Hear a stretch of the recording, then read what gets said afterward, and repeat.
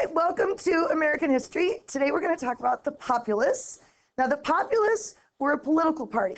Just like we have Republicans or Democrats, this was a political party in the 1890s, and primarily they were farmers.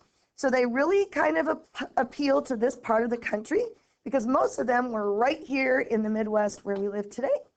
In fact, the beginning of the populist movement started in 1892 in Omaha, Nebraska. However, we have special interest in this political party because we have basically the capital of the populist movement in your state. Anybody know what it is? It's not Pierre. Remember, they're farmers, right? Mitchell's what? The Corn Palace. Yes, the Corn Palace is considered kind of the palace of the populist movement. And when you look at how it's built out of corn, representing farmers. It kind of makes sense. In fact, the year that this movement started is the first year that the Corn Palace was built. So we're going to take a look at that a little bit, and then we're also going to look at a comparison between the populist movement and this book and movie, The Wizard of Oz. How many of you have seen the movie The Wizard of Oz in here? Well, quite a few. Good. Sometimes I get classes where there's not very many. How many of you have read the book, The Wizard of Oz?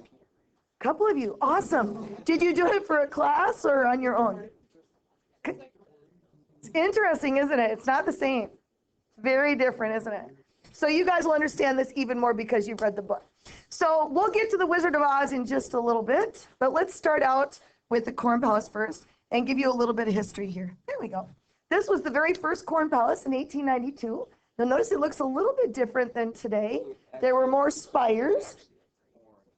Yes, made out of corn. Now, granted, there was wood underneath it and all of that, but the corn was on the outside. We know that it is in Mitchell, South Dakota, of course. And it is a different mural every year. They have a different theme. So like, for example, if I can pull this over, this year it was saluting youth activities. So they have, band and sports and drama and all that stuff. We had cowboys one year. There was a year that it was a celebration to the past or technology. So every year there's a different theme. I'll move this out of the way so we can see the rest. And it depicts an important facet of the lifestyle of South Dakota. So the question is, why did they build it in the first place? Well, think about it. We're showing off our corn. That's what we're doing, right? What was the purpose? Remember, we're just having westward expansion. It's 1890, right? And all these people are starting to come out west, and we're saying, come here, because Dakota Territory has good, fertile soil. Look at all this corn on our building, right? We can have good corn. So they wanted to get people to come and move here so we could become a state and not a territory. They also did it as a representative of this political party. What else? What else? So when I started studying this a little bit, I was kind of amazed at how they do the Corn Palace. I know the first time I saw it, I saw the outside, it was cool, and then I went inside and it was just like a gym, right? Have any of you played in there or anything? Yeah, I was kind of surprised that there wasn't more inside, but when you look at what goes into the design, it's pretty awesome. So first what they do is they tack up basically a color by number kind of a thing. So you know what colors of corn you want where. And then, if I can get down here, the stuff is in the way here. Whoa. Hold on. The thing is down in there. There we go. What they do then is they slice each ear in half lengthwise. So if you see this, you can see the corn there sliced. And of course, different corn has different colors. So they did this cowboy boot, for example, in 3 or 4 different colors. Hold on a second. And then what they do is they trim that corn with an axe, and then they nail them all in place for all the different designs. The only time I found in all of their history that they did not put corn on the outside of this building was in 1943 during World War II, because they were saving the corn for the soldiers overseas. But other than that, every year they have a different mural, and it's quite a community project. So pretty cool. All right. So let's talk about why the Populist Party started in the first place. They were mostly farmers, but they basically represented the little people, the people that don't have a lot of voice. And the Populists felt that their politicians were not listening to their issues. All they were concerned about was city stuff. and these farmers were just getting ignored. So they made their own political party to kind of raise their voice a little bit. Why are farmers not doing well at this time? First of all, railroads are charging a buttload to get them to ship their product. And the railroads are making huge money off the deal, which means you don't make much as a farmer. So they were mad about that. The government policies at this time are all about big business, because at the same time that people are moving westward, cities are starting to develop into big factories, and they're more concerned about people like Andrew Carnegie and those big businesses than they are the little farmer that's trying to survive in Bryan, South Dakota. So then, let's say you're a farmer and you aren't getting a good price here, and you want to sell it over in Europe. Well, then what would happen is they would slap tariffs on your goods, so you weren't making money on that either. Now, what is a tariff? Anybody know? Yeah, a tax. So you're taking money off of your income. So that's one of the biggest issues. There are more. Let's see what else is going on. This is also a part of the Depression. Now, you've heard of the Great Depression. That isn't this one. That one happened in the dirty 30s, the 1930s. But there was a smaller depression in the 1890s that really especially hit smaller business people, small farmers. And in this case, they were one of those groups. So they are not doing well. So here's their idea. In this day, if I put out a dollar bill and I gave you a dollar bill, for every dollar I hand you, I have a gold bar sitting in a reserve somewhere to back that dollar, so it's worth something, right? Well, they said there's not enough money to go around in a depression. There's just not enough. So how about let's back it with something else so we can get more money in circulation. So why not silver? And if you remember, in the late 1800s, actually early 1900s, there was a silver boom in what state? Arizona, yeah. Both Arizona and Nevada had a huge silver boom. So silver was actually a lot more available than gold was. So they said, let's back our money with both silver and gold and get more money out there in circulation. Now, just to kind of review the difference between these two things. A depression means there's just not enough money to go around. So we want to be able to have more. But, so if all I do is just print off more money, will that solve the issue? No. What does that do? It inflates it because I don't have anything to make it valuable, right? If I just print it, it's just paper. So if I do that, then we get what's called inflation, where we don't have any value behind the money. So the value of that dollar is worth very little. I'll give you a great example of that. Before Hitler took over in Germany, World War II, Germany was in a horrible inflated period where you spent like $20,000 for a loaf of bread. It got so bad that they were burning money in the fireplace because it was worth less than the actual wood that you would use for a fireplace. 20 billion for a piece of butter this big. Wow. Trillion here?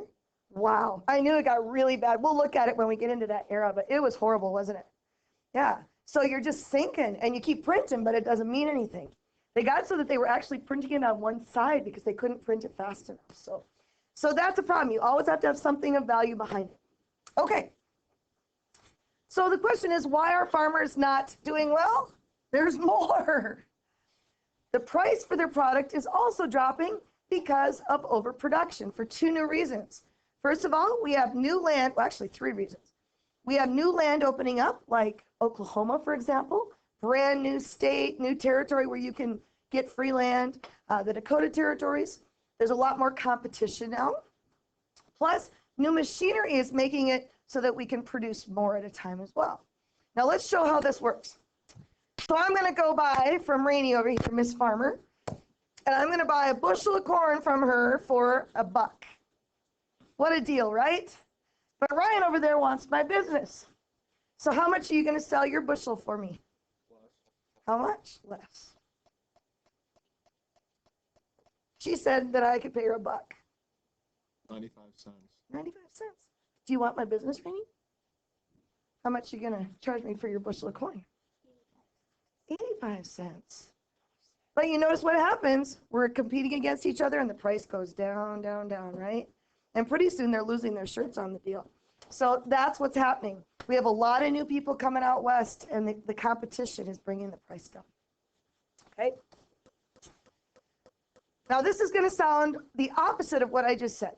We have tons of people coming out west, but we have even more people that are leaving the country and going to the city because there's all these big factories, which means that the government is listening more to those people in the city than they are in the farms. Okay? We're actually seeing growth on both areas. There's more people in both areas. So let's look at some of the issues. You see, like, the Republicans are up right now, and they're going to be arguing about the political issues for the presidential debate, right? These are the issues that the politicians stood on for populists. All right, first of all, they want free unlimited coinage of silver. And the reason why was silver was 16 times more available than gold was. So it meant we could produce more money, hopefully. Now, in the end, the value of silver is going to go down because there's so much of it, but that's later on. They wanted federally insured banks. You know, when you walk into a bank today, you'll see it says FDIC on the door, right? That means that your money is insured up to a certain amount, a certain percentage. Well, back in that day, they weren't insured. So if your bank got blown up or it got robbed, you were screwed, man. Money was gone. All gone, all gone. It's also why some people put their money in different banks because it wasn't insured. So a logical thing you'd think that we would want, right? They wanted a graduated income tax. So instead of saying everybody pays 10% of their income for income tax. Well, there's some hardship to that because 10% of $100 is a lot different than 10% of $100,000, right? Okay, so they basically wanted to adjust it based on your income. So here's just an example of that. So if I'm a single filer and I didn't make over $8,000 for that year, I had a tax rate of 10% back in 2008 to 9. Okay, if I made $82,000 to $171,000, I wish, I would have 28% tax. If I made over $372,000, then I would have 35% tax. So you see how it gets bigger the more money you make? Okay, that's graduated. Yeah, I know it. Somebody's got to pay for it, but nobody wants to, right? Now, by the way, the first income tax was actually during the Civil War in 1862 because they needed money to support the war effort. So Lincoln helped pass this first income tax law. All right, let's look at some more of their issues. See my cute little train? Isn't that neat? They wanted nationalization of the railroad, the telephone, and the telegraph. In other words, the government to come in and take over the railroads, the telephone, and the telegraph. Now, based on what I told you already, why do you think they want the government to control the railroad, for example? What's the issue? They're what? They could get better rates. Remember, the railroad is totally robbing them, and they're charging them too much to ship their stuff. So the government could control that then. Okay, good. They also want to take back the excess land from the railroad. Let me explain that. So if your railroad track, remember we just built the Transcontinental Railroad. So these railroad companies, man, they are rich, rich, rich. And not only are they making money on the railroad itself, but then what they did is they bought up all the lots right along the railroad here on both sides, which is prime land. I mean, that's the best stuff because you have transportation. For example, in Brandon, you notice how the lumber yard is right next to the railroad tracks? It's for a reason. When Brandon first was built here, that was the transportation you used. So you wanted that land right there so you could load your stuff right onto the train. Well, the railroad owned all that, and they were making big bucks. So they wanted to take that power away from the railroads, and then you're going to see a little bit of racism here. They want to forbid ownership by foreign aliens. They don't like immigrants. Why would they not want any more immigrants? Think about what I told you already. Why would they not want immigrants? Yeah. It's competition, right? The more immigrants that come to this area, the more my price goes down. So they're going to be anti-immigrant, which seems racist, but it's more because of money. Okay? So that's another issue. They want a legal end to the Pinkerton gang. Have any of you heard of the Pinkertons before? What are they? Do you know? Maybe seen them in movies? Yeah, right. They are hired thugs for the railroad. So let's say that I had this beautiful piece of farmland that I owned that was right along the railroad there, and they wanted to build that railroad track right through my land, but I didn't want to give it up because my family came in 1860. I don't want to give it up. These thugs would come and they would burn my house down. They might beat up me and my husband. People disappeared sometimes. They were not on paper, they didn't, but I'm sure that they roughed people up a lot. So they were not nice people. So they wanted an end to that, which makes sense to them. Other issues. They wanted a secret ballot. How crazy is this? When we had our first elections, our ballots were by color. So you could tell by the color of your ballot whether you were voting Democrat, Republican, or whatever. Seems logical, but they wanted that. They also wanted 2 ballot reforms or changes that are really awesome. We have them today, but it didn't start with the populists.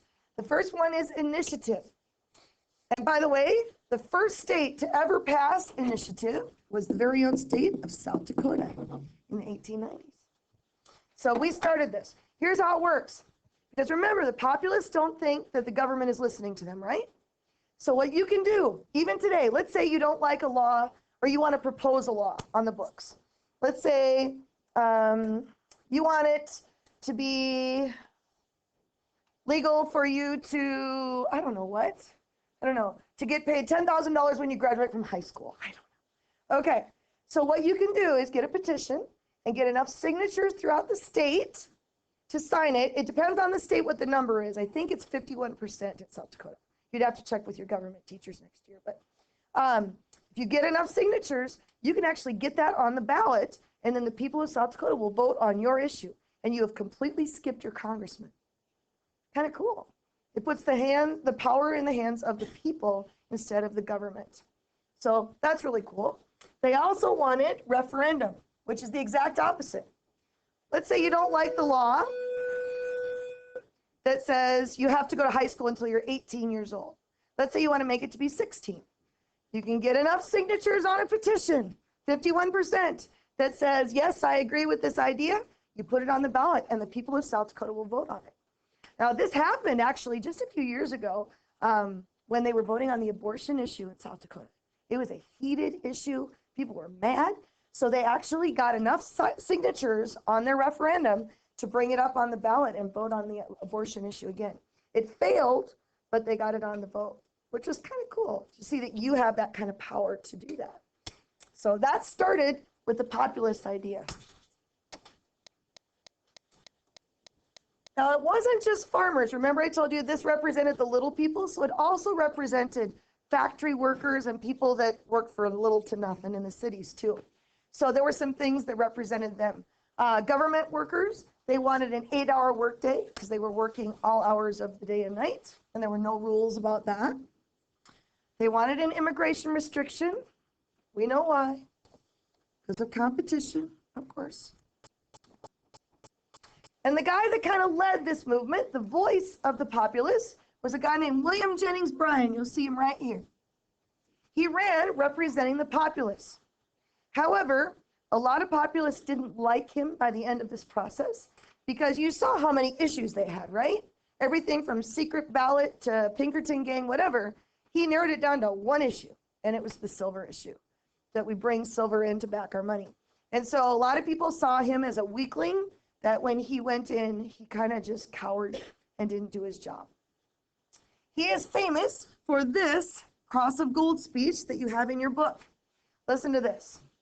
Having behind us the producing masses of this nation and the world, supported by the commercial interests, the laboring interests, and the toilers everywhere, we will answer their demand for a gold standard by saying to them, you shall not press down upon the brow of labor this crown of thorns. You shall not crucify mankind upon a cross of gold. So back your money with silver. That was what he was all about. So why is this important to us today? Why do we study the populists? Most of their ideas actually failed. Why did they fail? Because they were the minority. They were small little farmers, and nobody was listening to the farmers in 1890. But it didn't end there. In the 1920s, we're going to find another party come out called the Progressive Party. And this is a city movement, and they backed almost every idea that the populists had, and they listened to them. So because of that Progressive Party, we do get the ideas like initiative and referendum. They got passed through the progressives.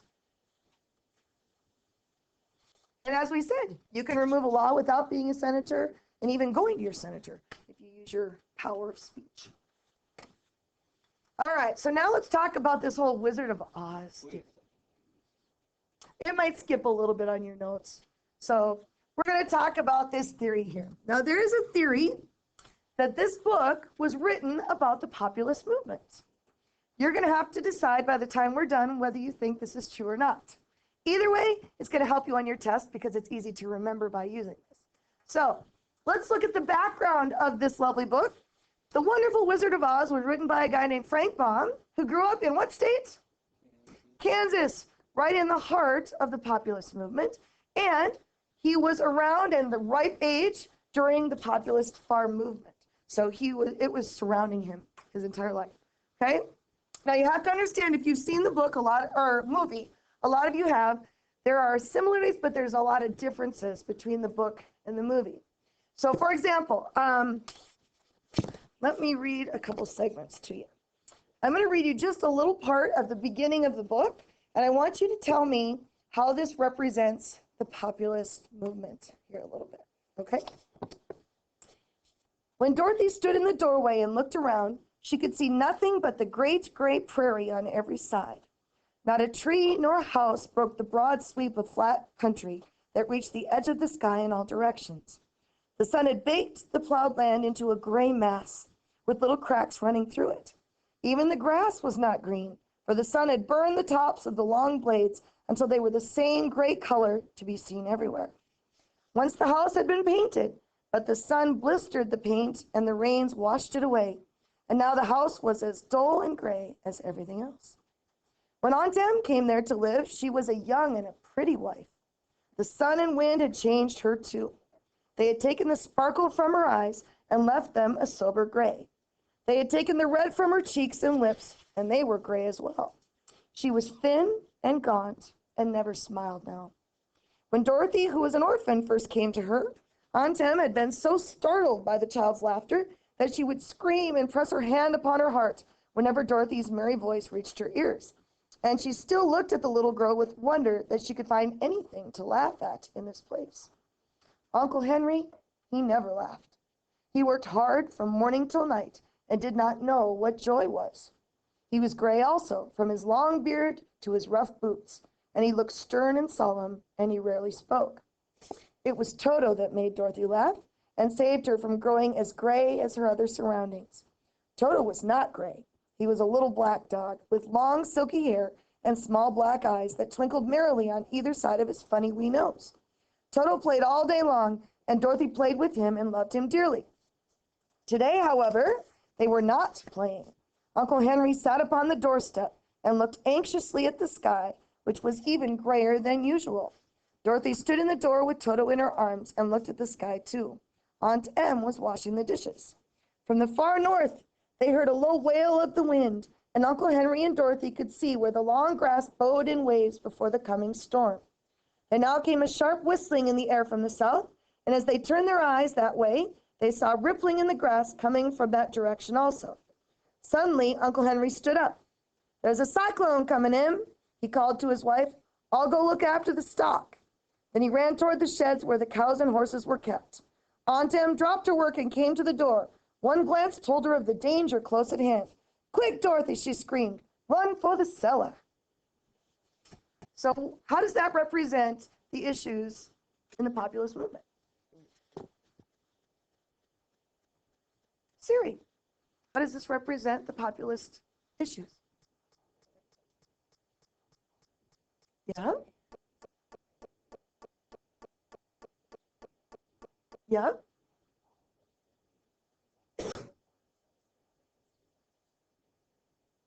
Yeah.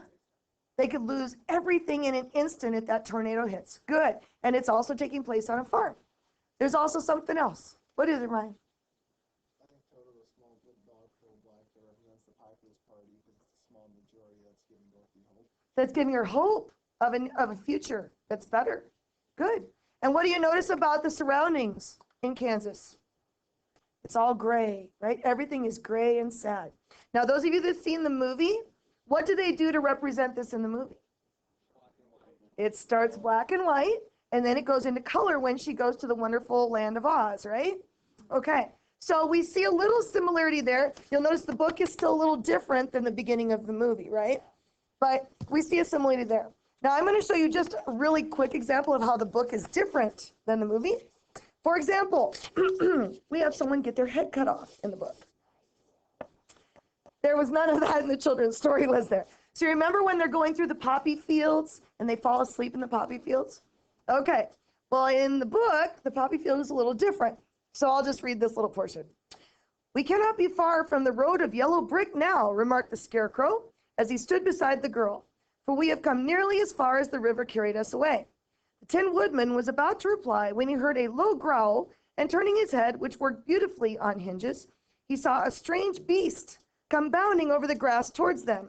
It was indeed a great yellow wildcat, and the woodman thought it must be chasing something, for its ears were lying close to its head, and its mouth was wide open, showing 2 rows of ugly teeth, while its red eyes glowed like balls of fire.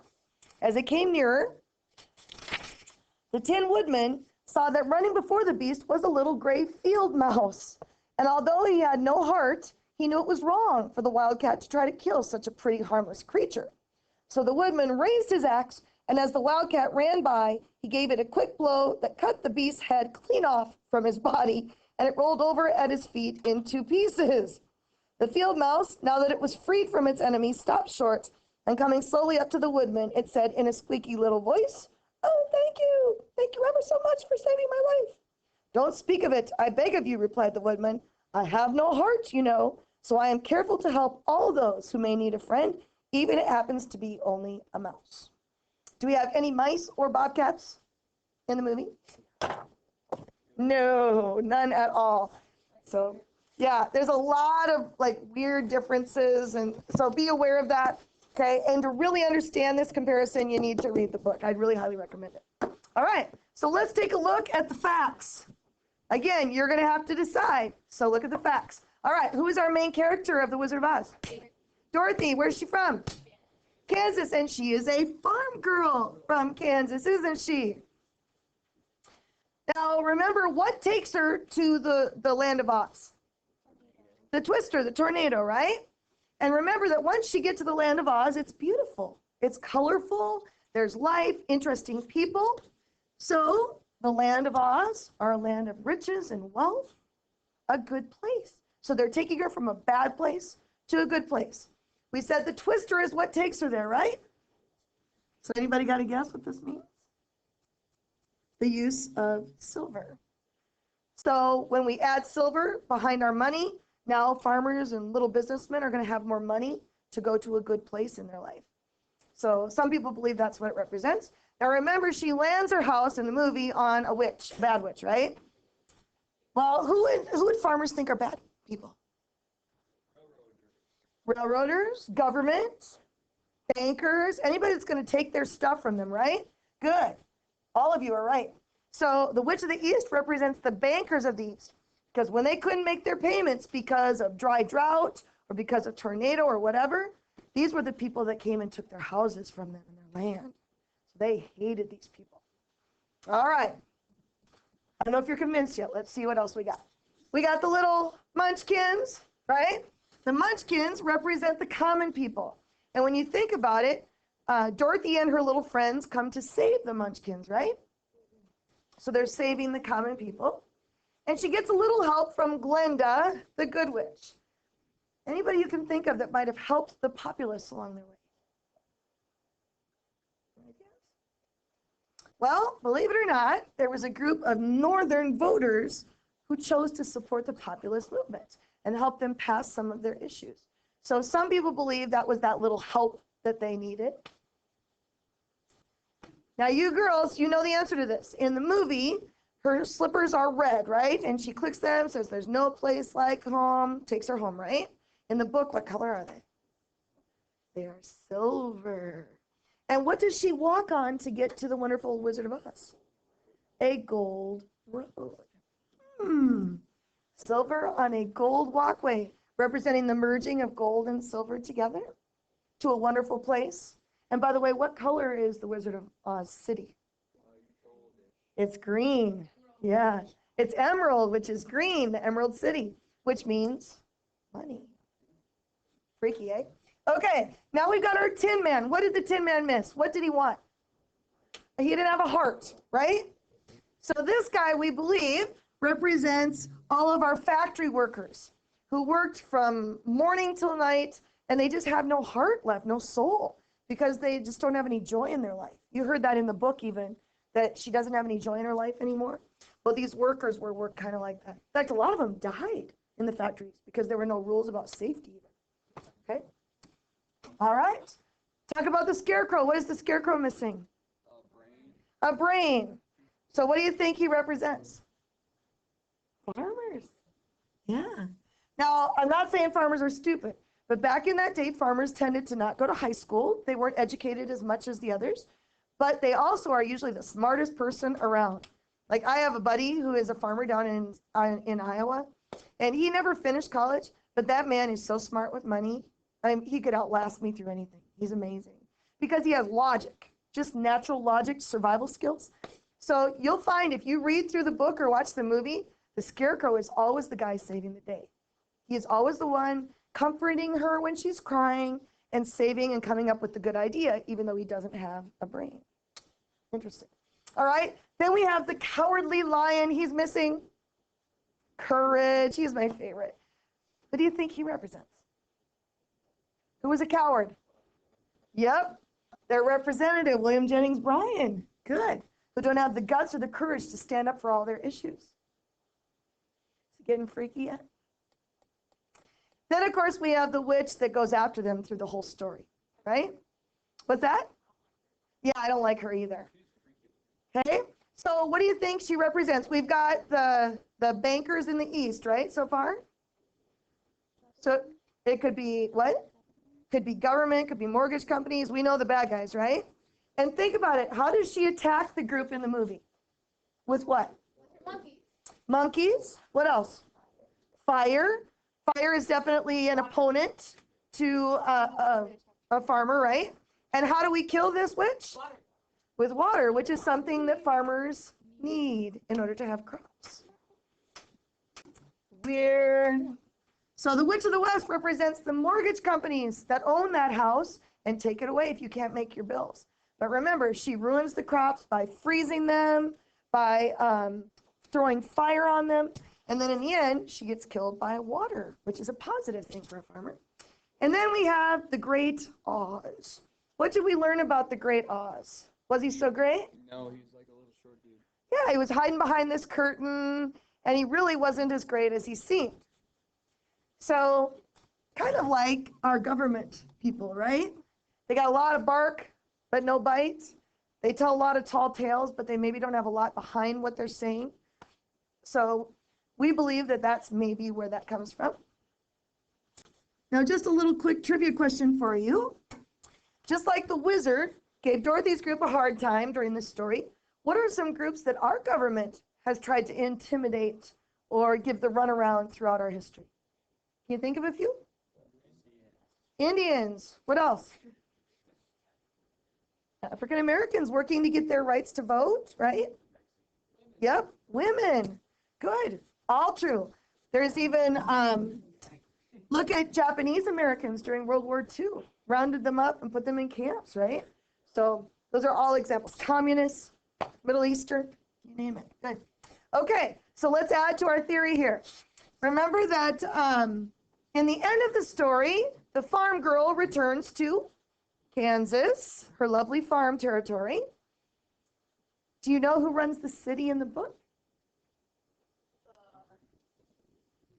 The Scarecrow, the farmer, runs the city in the end. Now, this is the part we don't see in the movie at all, but in the book, the Tin Man goes and runs the West. Because a lot of people believe that if we would bring industry out to the western side of the US, it would really help our country's economy and our money system. So, Tin Man runs the West. And the last one, if you don't believe me yet, okay, The Wizard of Oz, the title. OZ is an abbreviation for what? And what is measured in ounces? Gold and silver.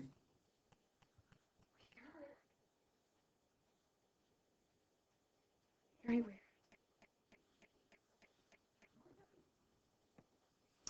So my question to you right now, I want you to do a little thinking, because you got to kind of think deep with this one a little bit. So what do you think the flying monkeys represent in the story?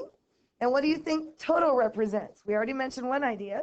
I want you to talk with your person next to you for a couple of minutes, and then I'm going to ask for your ideas. Go.